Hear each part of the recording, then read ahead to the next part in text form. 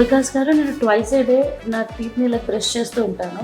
But still ఏంటి అని అంటే నాకు టూత్ పేస్ట్ వర్క్ చేయట్లేదు అన్న డౌట్ వస్తూ ఉంటుంది. బికాజ్ ఎక్కడో అంత వైట్గా అనిపించదు, ఎల్లోయిష్గా అనిపిస్తూ ఉంటుంది. సో నార్మల్గా ఏంటంటే మనం ఎంత బ్రష్ చేసినా అని కూడా over a period of time మన తినే ఆహారము అంటే కలర్స్ ఉంటాయి కాబట్టి ఈవెన్ మనం తీసుకునే కాఫీ, టీ అంటే ఎనీ హ్యాబిట్స్ ఉంటే కూడా వస్తాయి.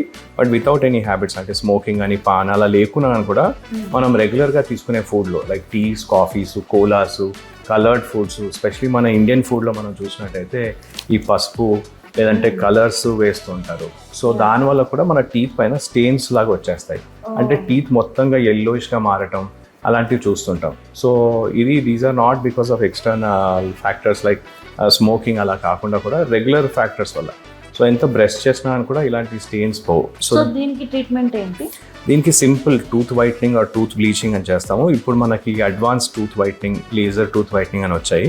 దీంతో ఏంటంటే సింగిల్ సిట్టింగ్ లో కూడా మనకి రిజల్ట్స్ వస్తాయి. బట్ కామన్ గా ఇంట్లో ఆడవాళ్ళకి డౌట్ ఏంటంటే పెద్దవాళ్ళకి రెగ్యులర్ గా బ్లీచింగ్ అలాంటివి చేస్తే పళ్ళు అరిగిపోతాయా అని. లేదు, బ్లీచింగ్ ఏంటంటే under controlled supervision like a dentist మనం చేసినట్టయితే we know how much percentage to use. So దానివల్ల మనము టీత్కి అరిగిపోకుండా ఓన్లీ టీత్లో ఉన్న స్టెయిన్స్ తీయడానికి మనం చేస్తాం. ఇలా ఎన్నిసార్లు చేయించుకోవాలి? ఇయర్లీ ఎన్నిసార్లు చేయించుకోవాలి? నార్మల్గా ఏంటంటే మనం బ్లీచింగ్ చేసుకున్నాక రిజల్ట్స్ 2 to 3 years ఉంటాయి అంటాం.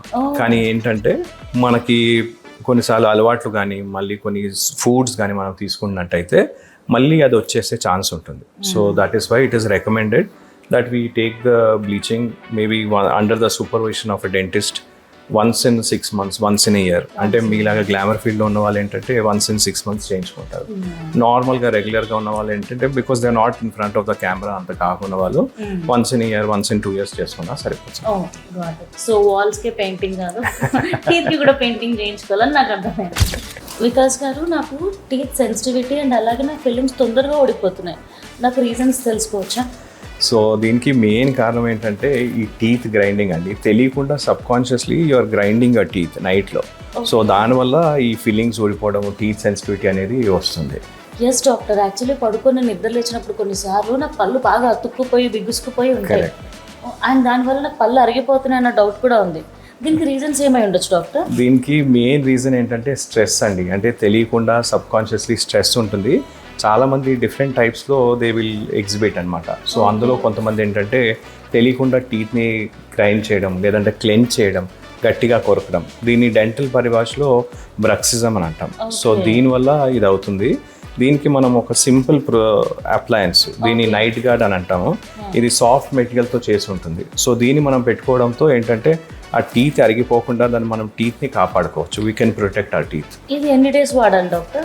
ఇది నార్మల్గా you can use up to 2 to 3 years unless ఇందులో టేర్స్ కానీ హోల్స్ వస్తే కానీ మనం మార్చుకోవాలి. లేదంటే అట్లీస్ట్ 2 years 3 years కూడా వాడుకోవచ్చు. ఓకే.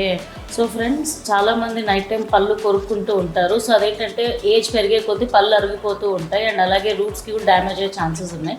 సో దానికి ఈజీ ప్రాసెస్ ఏంటి అని అంటే మౌత్ గార్డ్ అనమాట.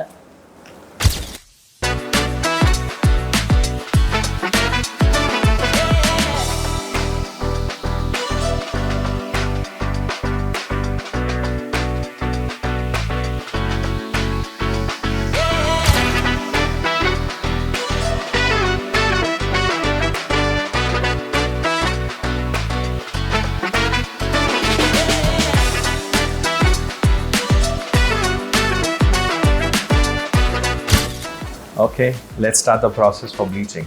Let's go.